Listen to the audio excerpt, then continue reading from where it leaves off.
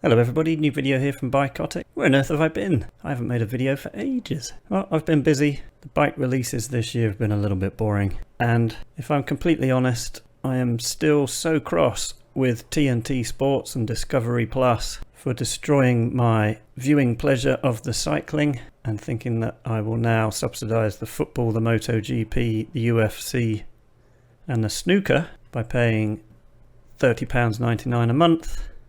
They can just cough. I live in the UK and that is now the only way I can watch the cycling legally, and that's really upsetting. And what it means is I haven't really seen much of the bike we're looking at today because the Tour de France is on at the moment and all I can get is about 4 minutes of highlights from TNT Sports at the end of the day. Well, that's not true. I can watch it on ITV, but they have so many adverts on that it's almost unwatchable. Anyway, that's my rant over. Today we're going to have a quick look at the new Cervelo S5. Here it is on the Cervelo website. If we just scroll down a bit, we can see the different versions you can get. And interestingly, one of them is a 1x with the Explore red group set on it. Interesting. Anyway, let's play a bit of Spot the Difference, because that's why we come to the Bikotic channel.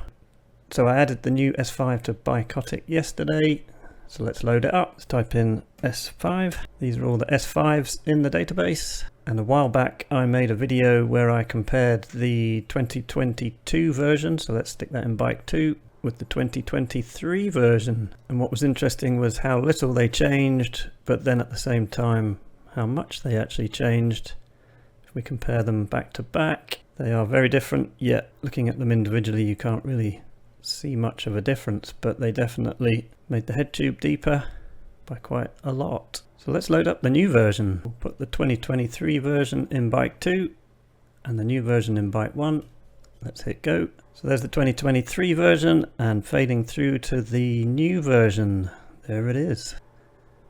Again, there's a lot of bike websites saying that they haven't done very much, but actually when you compare them like this, yes, the silhouette is kind of similar, but they've changed a lot. And again, most of the changes can be seen up here at the front. This is now an absolute whopper.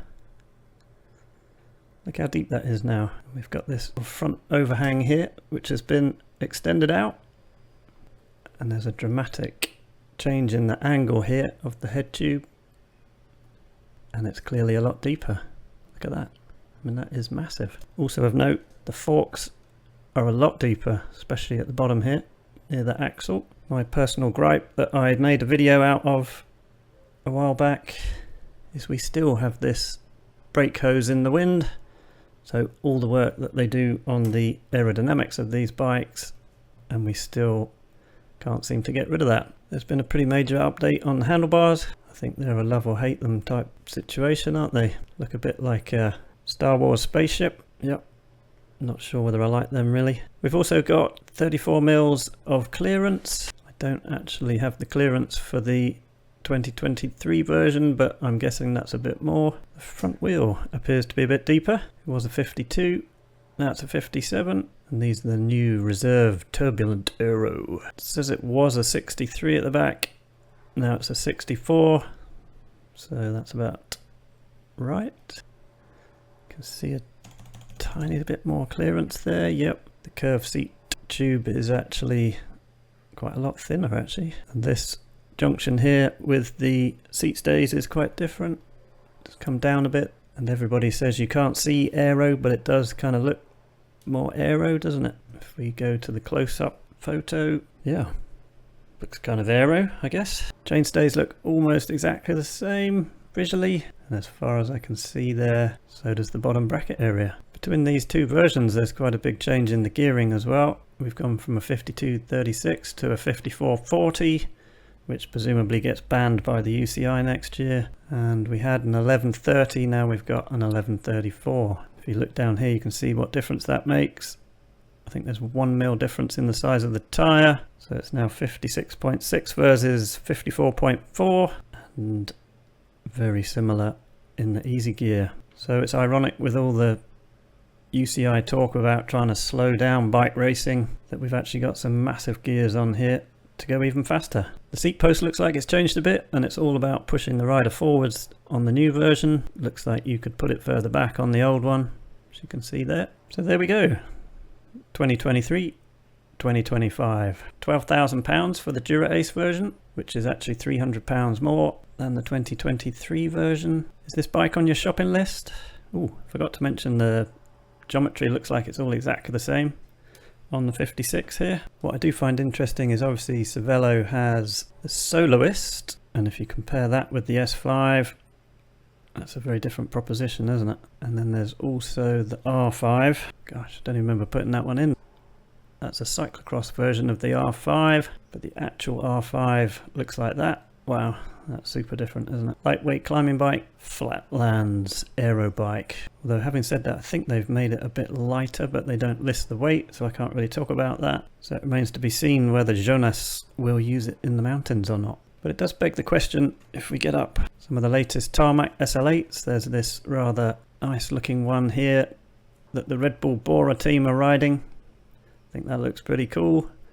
However, when you compare it to the S5, I mean, like I say, you can't see aero, but which bike would you rather be on a flat stage? Sure looks more aero, doesn't it? The Specialized decided a few years ago that they'd get rid of the Venge and combine it with the tarmac so that you only get one choice. Likewise, just recently, Trek have done the same thing with the Madone. So the Madone is now a Frankenstein mix-up of the old Madone and the Amonda. And if you compare that to the S5, yeah, I have to admit to being not particularly keen on this. Have any of you guys got one? What do you think of it? I definitely preferred having the Madone and the Amonda separate. Anyway, there we go, that's the S5. If you want to come to bikotic.com, it's very useful for looking at some different bikes, comparing them. So it'd be interesting to compare the S5 against some aero bikes. So if you select aero, get the bikes. There is the S5. You've obviously got the Propel, got the new Noah Fast, which is kind of on a par with the S5. And it's funny, I sort of think of these new aero bikes almost as meat cleavers. That looks like a meat cleaver to me. So in my head, when I see these bikes, I think of them as the meat cleaver category. So that's the Noah Fast. You've obviously got the Aero, which is a bit more towards the lightweight all-round type of bike. You've got the new Van Rysel Aero bike, which is a bit more in line with the S5. And you've obviously got the crazy Ribble Ultra SLR Hero. You got to be a hero to ride this bike with its insane handlebars. I rode this bike at a track day about a year ago, and it was my favourite bike of the day, but it was completely crazy. I almost fell off when I tried to get out the saddle to ride it. The geometry was so stretched out on it. Maybe I was on the wrong size, but it felt insane. It looks pretty insane, and you've got to be a hero to ride it.